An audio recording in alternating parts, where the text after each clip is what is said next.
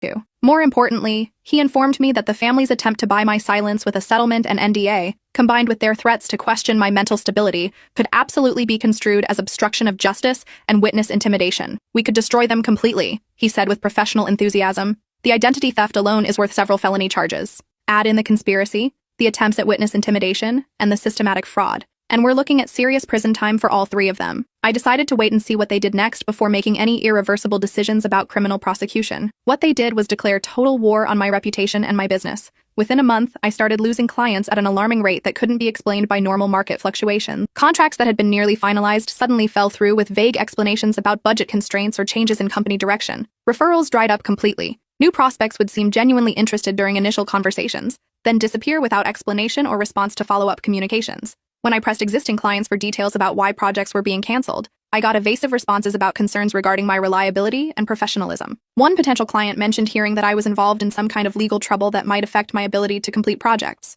Another said they'd been told I had serious personal issues that made me unstable to work with. It took me 3 weeks of detective work, calling contacts and tracing rumors back to their sources, to discover that the sabotage was originating from Richard's medical practice. He'd been systematically contacting my clients and potential clients, using his reputation as a respected physician to lend credibility to his character assassination campaign. He was telling them that I was mentally unstable and that working with me posed a significant liability risk. He claimed I'd stolen money from his family and was facing criminal charges for fraud and identity theft. He painted a picture of me as an unhinged woman who was capable of anything when crossed, someone who might steal from clients or become violent if business relationships went sour. The irony was stunning and infuriating. They were destroying my career while simultaneously begging me not to pursue the criminal charges that would destroy Dylan's future and their family's reputation. Richard had weaponized his professional standing and decades of community connections to wage economic warfare against me, apparently believing that if he could make me desperate enough financially, I'd be forced to sign their NDA and accept their settlement just to survive. That's when I decided to stop playing defense and go on the offensive with the full force of my fury and intelligence.